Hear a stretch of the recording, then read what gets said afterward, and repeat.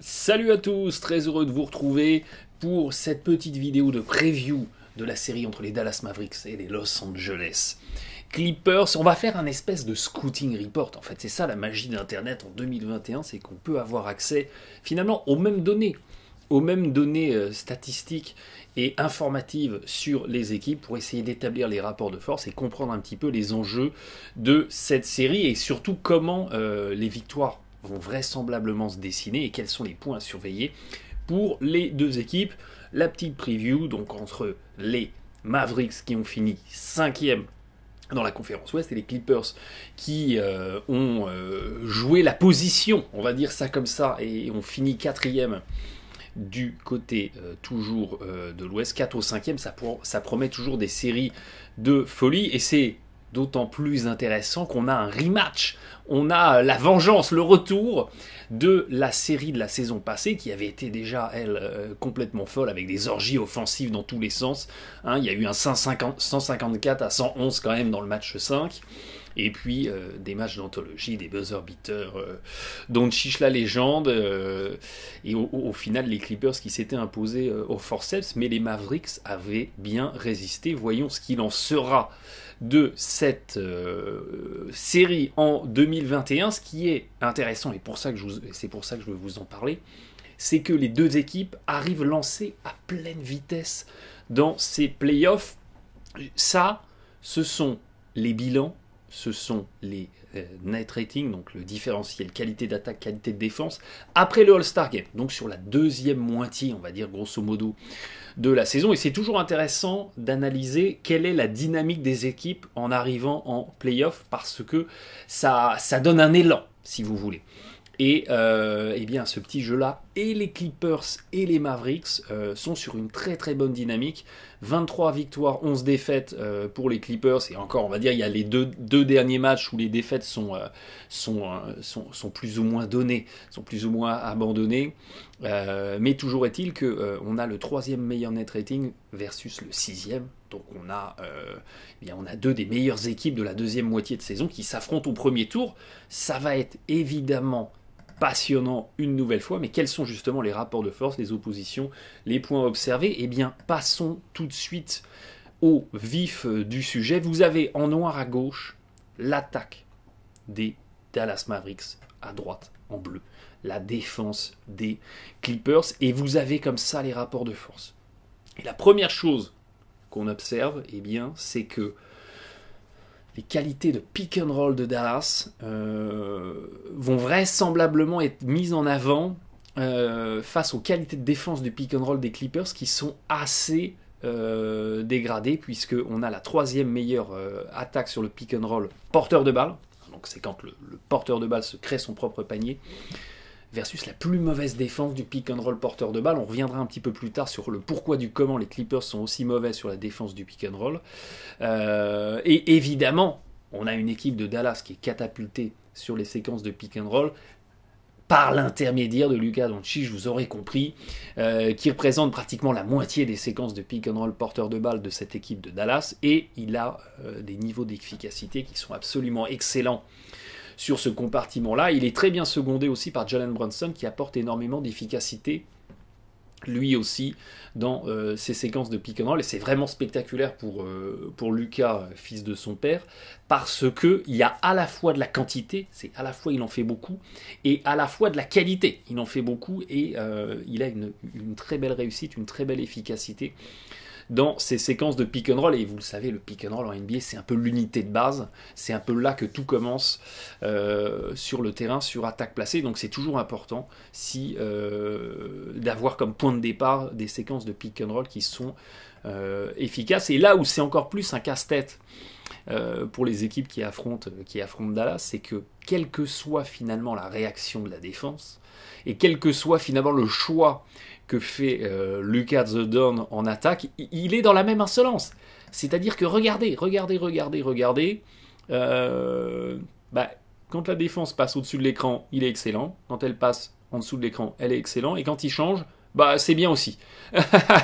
Donc finalement, il n'y a pas une façon de mieux défendre que l'autre. Dans tous les cas, vous vous faites avoir par ce petit filou de Doncic. Et puis, regardez, c'est pareil.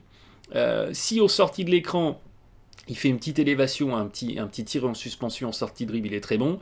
S'il va au cercle et qu'il tente un petit flotteur, ce qui s'appelle un runner, c'est un tir lancé si vous voulez, mais qui n'est pas un lay-up, il est excellent. Et puis s'il va au bout et qu'il finit dedans, il est excellent. Et regardez, on est sur du 1,16 points par possession, du 1,22, du 1,21, c'est absolument fou.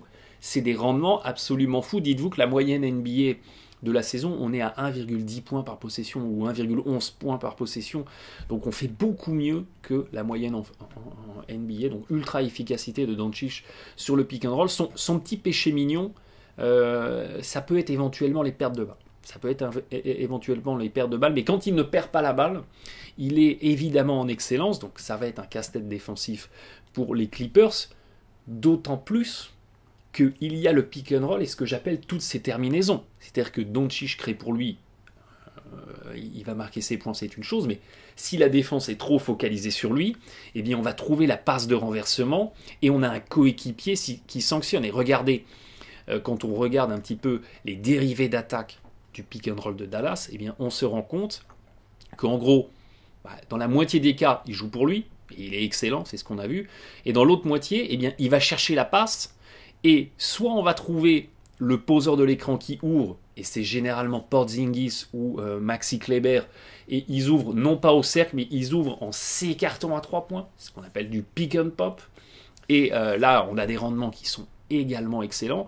Ou bien on va aller trouver la passe de transfert à l'opposé pour le coéquipier, l'ailier, le Tim Hardaway Jr. ou autre, qui est dans le corner et qui sanctionne à 3 points. Donc, trop focalisé sur Doncic, vous avez les coéquipiers qui sanctionnent, et puis si vous êtes trop focalisé sur les coéquipiers, Doncic va se créer lui-même son panier avec un bel assemblage de taille, puissance, finesse, toucher, mobilité, qui fait qu'il peut finir dans plein de configurations différentes, et c'est là tout le casse-tête. Donc premier point, le pick and roll. Deuxième point, la défense des tirs extérieurs, la défense du tir à 3 points, ce qu'on va englober ici dans les spot-up, dans les tirs de champ. Mais n'oubliez pas que cette catégorie spot-up intègre aussi le fait de faire, par exemple, je reçois la balle feinte et je vais dribbler pour finir en lay-up. C'est pas un tir à mi-distance ni un 3 points, c'est un lay-up, donc c'est un tir en dessous, mais c'est intégré dans la catégorie spot-up. Mais traditionnellement, on a dans les spot-up ce que j'appelle les tirs de champ, les tirs à 2 points à mi-distance ou à 3 points. Et là, effectivement, la défense des Clippers, elle est beaucoup plus ajustée, elle est beaucoup plus en place pour contester ces tirs. Et on a des tireurs de qualité du côté de cette équipe de Dallas, donc il va falloir être réactif côté Clippers. On en parlait, il y a Hardaway Jr. qui est très bon, il y a Finney-Smith qui est très bon, et puis on retrouve Brunson, Porzi, Kleber, les poseurs d'écran qui ouvrent ou qui restent dans les coins ou dans l'axe pour sanctionner à 3 points sur des renversements. Et puis voilà, on retrouve le dispositif, le 5-out, l'attaque très étirée de Dallas, où tout le monde peut tirer à 3 points, où tout le monde est dangereux, et on oblige la défense à monter sur les tireurs. Donc il y a vraiment un enjeu de l'adresse à 3 points. Dallas ne peut pas s'en sortir sans une adresse à 3 points qui est au rendez-vous, et au rendez-vous à un bon niveau, parce que regardez, cette équipe de Dallas, c'est la 3e équipe NBA qui, sur la saison qui vient de se terminer, tentait le plus de tirs à 3 points. Donc, et c'est structurel, c'est presque historique, j'ai envie de dire. Dallas, depuis de nombreuses saisons, est une équipe qui tente énormément de tirs à 3 points. C'est encore vrai cette saison. Et c'est d'autant plus important pour eux, parce qu'évidemment ça représente beaucoup de leur attaque.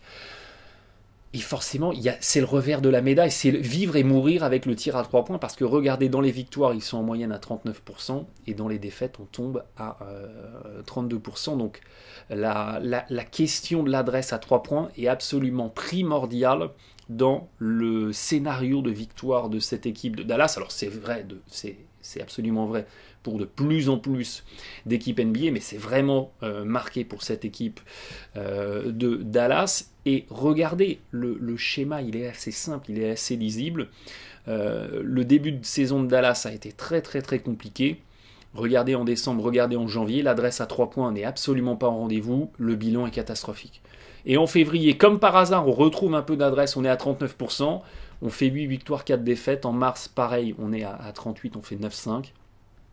Il y a eu un petit décrochage en avril, mais sans trop de conséquences, même si le bilan est un petit peu dégradé. Et après, sur la dernière ligne droite en mai, on retrouve un 37% tout à fait honnête et on a un bon bilan. Donc, 3 points, adresse, succès pour Dallas. Voilà. C'est assez simple, c'est binaire, c'est la NBA binaire telle qu'elle se dessine de plus en plus. Et on en avait fait d'ailleurs une vidéo, je ne sais pas si vous vous en souvenez, en février, on avait fait une vidéo sur le début de saison compliquée de Dallas et on vous expliquait pourquoi l'adresse n'est pas au rendez-vous, qui n'est pas au rendez-vous en adresse et pourquoi ça plonge cette équipe de Dallas dans la tourmente. Et attention, parce que sur ses qualités de tir à 3 points, la défense des Clippers, elle est alignée. La défense des Clippers, elle est alignée. C'est la 7e meilleure défense de la NBA pour la contestation des tirs à 3 points. En tout cas, on est la 7e défense qui force le plus faible pourcentage à 3 points pour les équipes adverses. On a le personnel, en fait. On a les joueurs avec la rapidité, la mobilité, les segments pour bien contester les tirs à 3 points et on coche donc les cases pour aller bien gêner cette équipe de Dallas, ces tireurs de Dallas avec effectivement avec des Paul George, avec des Kawhi, avec des Batum, avec des Marcus Morris qui peuvent bien contester. Alors méfiez-vous toujours,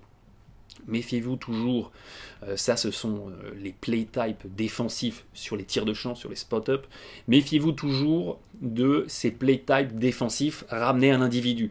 Parce que vous ne défendez jamais tout seul dans le basket et ne tombez pas dans des raccourcis. Vous voyez par exemple ici Kawhi et average, qui est considéré comme moyen. Ne tombez pas dans le raccourci. Ouais, non, mais Kawhi il conteste mal les tirs en fait. C'est alors peut-être qu'il les conteste mal. J'ai pas vu toutes les séquences, mais c'est toujours le fruit d'une construction collective. Et si Kawhi a été aidé, qu'il y a des pré-rotations, des machins, et qu'il se retrouve à être un tout petit peu en retard sur le joueur qui prend le tir, c'est lui qui est pénalisé, mais il est dans la dernière ligne, il est le dernier maillon d'une chaîne défensive qui s'est un petit peu écroulée, mais au global, et c'est surtout ça qu'il faut apprécier sur cette stat de défense, les Clippers contestent bien les tirs, et ça peut être évidemment problématique pour cette opposition face aux Dallas Mavericks. Alors, petite parenthèse, pourquoi les Clippers sont catastrophiques sur la défense du pick and roll? On a vu 30e, plus mauvaise équipe NBA sur la défense du pick and roll porteur de balle. Alors, il y a une raison, on va faire très très simple, mais il y a une raison principale à ça, c'est que très souvent en fait les Clippers défendent le pick and roll en drop. C'est-à-dire que le joueur qui est défendu par Zubac monte poser un écran et Zubac il reste dans la raquette. Il ne monte pas pour accompagner son défenseur, il reste dans la raquette. Et qu'est-ce qui se passe? Le défenseur, donc coéquipier de Zubac, donc Reggie Jackson, Paul George, Batum, Kawhi, etc., ils prennent l'écran de plein fouet. Le joueur se retrouve à sortir tout seul de l'écran et après Zubac, il manque de... C'est pas Rudy Gobert, quoi. Il manque de qualité, de tonicité, de mobilité, de vitesse, etc. Et très souvent, les joueurs adversaires des Clippers qui se retrouvent en sortie d'écran, ils sont tout seuls. Ils sont tout seuls pour une petite élévation, ou bien Zubac tente de monter un peu contesté, et puis il y a une petite accélération en dribble, il est débordé, et il y a un lay-up. Voilà pourquoi les Clippers sont mauvais sur le pick and roll, c'est principalement parce qu'ils défendent en drop. Ibaka a été pas mal de temps absent, et Zubac a été très exposé, vraiment pour faire simple, pour caricaturer, et ça a forcément tiré vers le bas les qualités de défense de l'équipe. Et puis Beverly, qui est quand même un joueur très solide en défense, notamment défense porteur de balle, a également manqué beaucoup de matchs. Tout ça n'a pas aidé, mais en tout cas, du côté de Dallas, c'est assez simple. L'enjeu, il est assez simple. C'est briller sur le pick and roll, mettre ses 3 points, là où, à contrario, bien défendre le pick and roll pour les Clippers, donc bien défendre sur Doncic et bien contester les tirs à 3 points, ça va être tout l'enjeu de la série. En fait, cette série se résume à pick and roll 3 points. C'est basique, c'est primaire, c'est une ligne, une grille de lecture, vraiment tout ce qu'il y a de plus basique sur le basket et sur la NBA, mais c'est plus que jamais vrai dans cette série, et des Clippers qui arriveraient un tout petit peu freiner Doncic sur le pick and roll et à bien gêner derrière les tirs. Dallas cool. C'est cruel, mais c'est assez clair et limpide comme scénario. Et puis si on retourne les rapports de force, si on a maintenant l'attaque des Clippers à gauche face à la défense de Dallas, même si la défense de Dallas est montée un petit peu crescendo durant la saison, on a quand même un déséquilibre qui est assez frappant.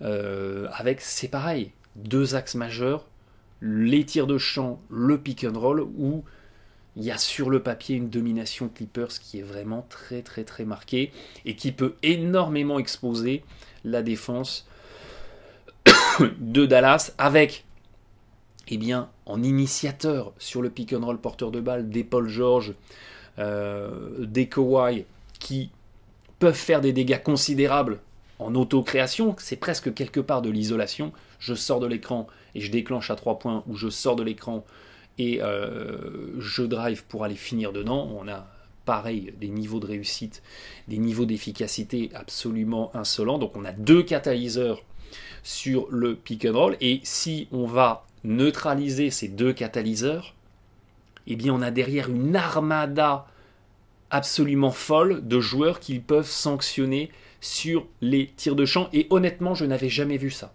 Je n'ai jamais vu une équipe où les 6 joueurs de cette même équipe qui tentent le plus de tirs de champ sont tous classés en excellent. Sont tous classés en indice 99, 84, 95, 95, 96. Ça veut dire que quand vous avez par exemple ici Reggie Jackson qui est en indice 95, ça veut dire qu'il est plus efficace que 95% de la NBA sur les tirs de champ. C'est juste complètement fou. Je ne sais pas si vous vous rendez compte à quel point c'est complètement fou ce que les Clippers, en termes de rouleau compresseur sur les tirs de champ, peuvent réussir à produire. Je suis choqué. Je suis choqué. Et tout ça, ça se caractérise surtout par une réussite à 3 points absolument insolente. Alors oui, il y a quelques drives sur les tirs de champ, oui, il y a quelques 2 points longs, mais il y a surtout du 3 points en insolence. Les Clippers, meilleure équipe de la NBA sur la réussite à 3 points. On est à 41%. Une équipe à 41% au global. C'est juste complètement fou. Et regardez, il y a pratiquement 2 points de pourcentage de plus que le deuxième.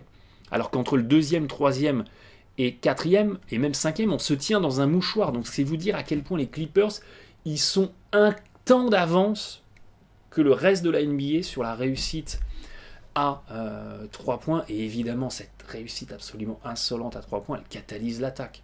C'est un incroyable carburant pour cette attaque des Clippers. Mais attention, avec le 3 points, avec l'insolence à 3 points, avec le catalyseur 3 points, il y a toujours un revers de la médaille.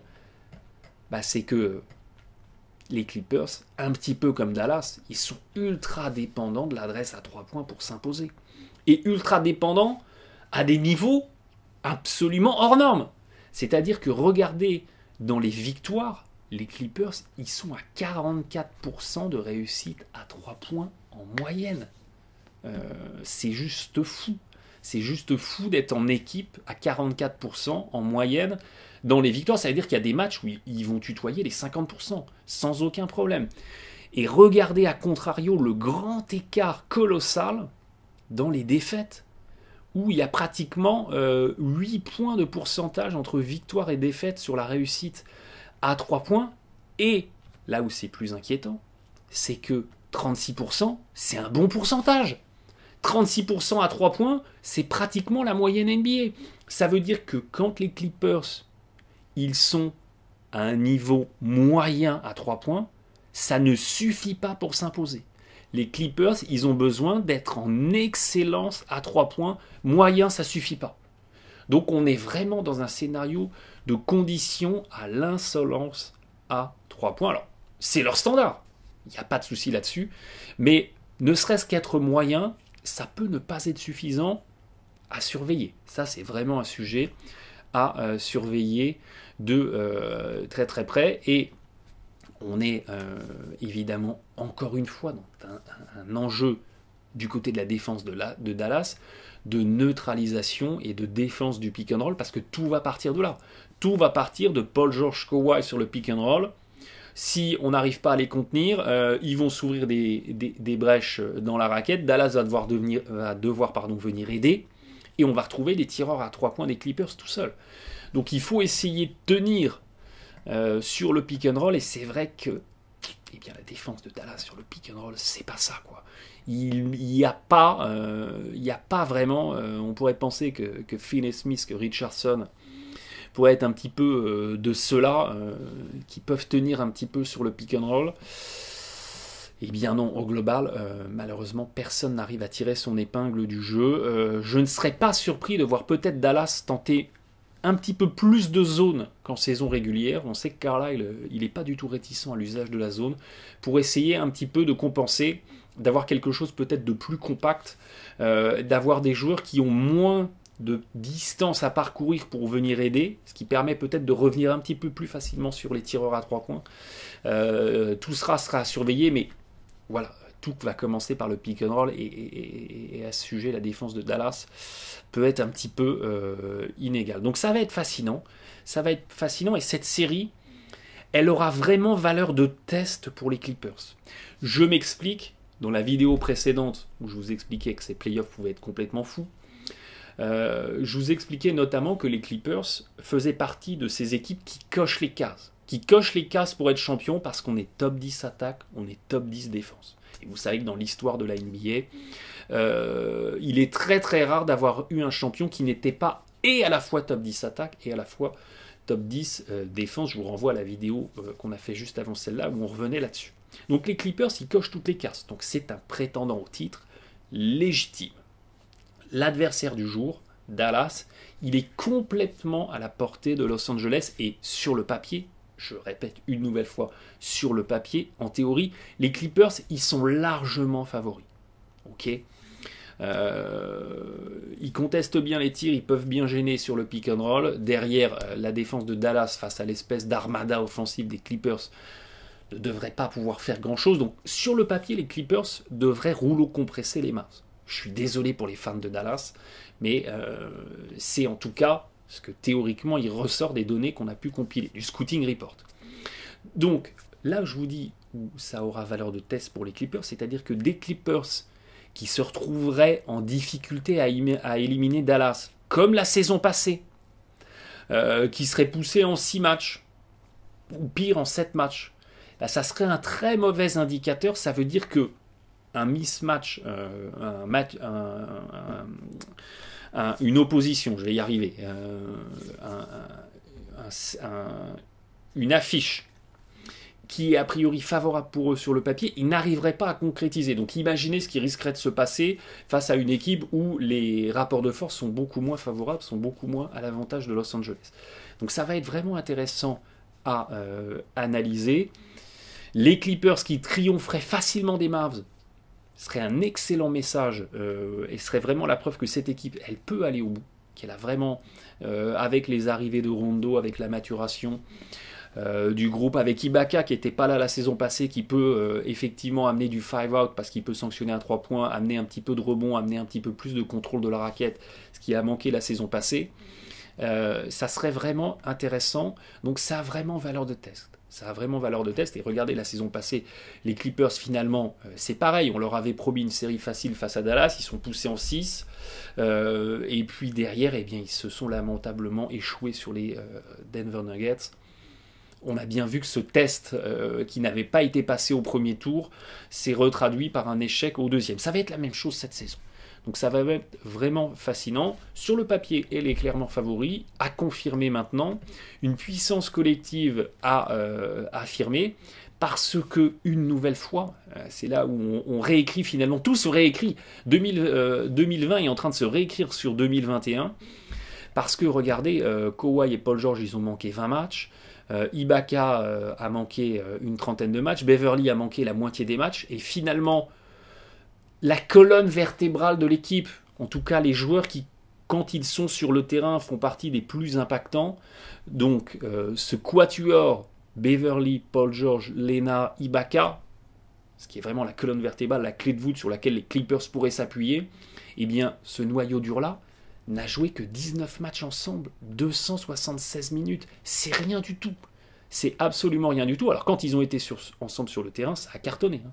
Ça a cartonné du feu de Dieu, mais il y a un passif, finalement. Il y a une expérience accumulée de ces 4 joueurs ensemble sur le terrain qui est assez basse. Est-ce qu'il y a un moment dans les playoffs, ça va pas manquer? Comme la saison passée face aux Nuggets, où dès que c'était serré, on ne savait plus quoi faire, et c'était hero ball sur hero ball, avec le succès et les conséquences qu'on a pu constater. Donc, cette série, elle va être absolument fascinante. Si vous êtes fan d'attaque, si vous êtes fan de tir à 3 points, vous allez en avoir pour votre argent. Si, comme moi, vous préférez les oppositions défensives, c'est peut-être pas du côté de cette opposition 4e, 5e qu'il faut regarder, même si il y a des enjeux de défense qu'on a exposés qu'il faudra surveiller, mais ça va être vraiment fascinant. Quel est le vrai niveau des Clippers? Est-ce que Dallas peut finalement créer l'exploit? Et est-ce que Doncic, Porzi peuvent être les 2 licornes qui vont effectivement faire chuter cette équipe des Clippers qui n'a que d'autres ambitions que de jouer le titre. Hein. Dallas, ils sont un peu là à prendre ce qui vient, mais les Clippers, ils sont là pour le titre. Donc ça va être passionnant, on suivra ça évidemment de très près. On se retrouve sur les réseaux sociaux, on se retrouve sur YouTube bientôt. Bon match à tous.